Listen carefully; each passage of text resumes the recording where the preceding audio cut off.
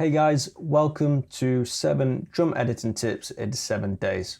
Today I'm going to talk about how to get punchy drums in your DAW. This short tutorial is in Logic, however this can be applied to any DAW or any compression plugin that you use. So when people want punchy drums, a lot of people don't really know how to get that, but it is actually incredibly simple to do, and this is done through just using compression. A compression plugin is all you need to do this. It doesn't have to be fancy. It can just be the bog standard one that comes with your DAW, and that is what we're going to be using in Logic, just the stock compression plugin. So let's firstly just bring up a plugin. I'm going to start off by adding some punch to the kick. So I'm just going to quickly take you through some of these parameters now, in case you don't know what they mean. So the threshold sets the level at which the compressor starts to work, starts to activate. The ratio determines how soft or hard the compression is and how much gain reduction there is on the audio that gets over that threshold. The makeup is typically used to match the audio back to the same loudness it was before compressing, because often compressing will make the overall levels quieter, so you will want to use that makeup to essentially make up that level reduction that's occurred. So the knee is kind of like the slope. It also ties in with the ratio on how hard or soft it is, but a knee can make it a bit more gradual, a bit more soft, even with a larger ratio, or it can make it sudden. So the attack is the time it takes for the compressor to come into action after the audio goes over that threshold level. Then likewise, the release is the amount of time it takes for the compressor to stop when the level drops below that threshold level again. So the main thing that we need is this attack knob here to determine the actual punchiness of this certain element of the kick. So in order to understand how to add punch, you need to know about transients, what they are. So I'm going to show you this quickly now. Just find a good example.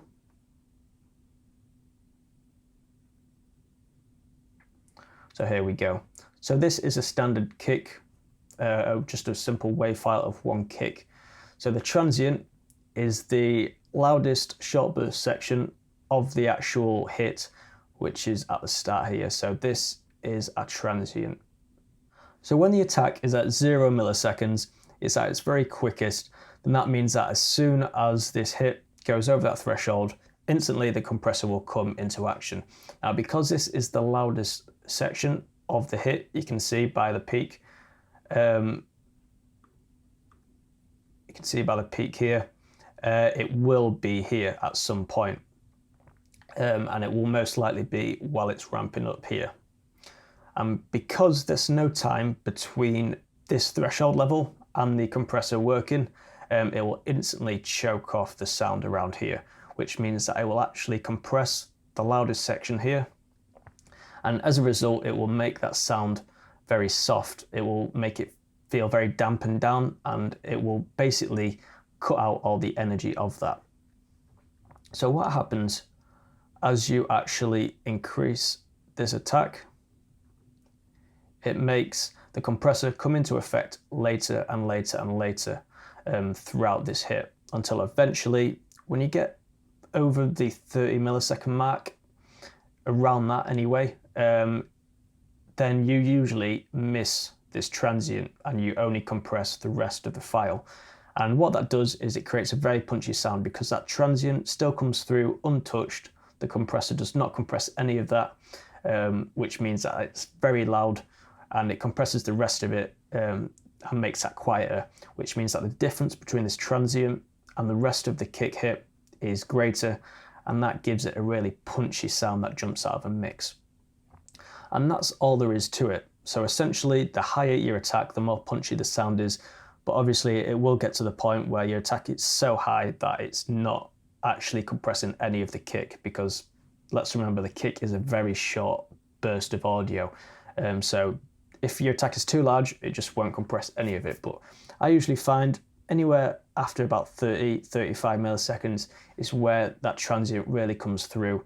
So if you don't believe me, I'm just going to actually play this through for you now and A/B this, and you'll be able to tell the difference between the attack down at 0 milliseconds and the attack up at around 30 odd. Like I said, down here it will sound very soft, it will sound very damped down, and then up here you'll get that punchy, jumpy sound.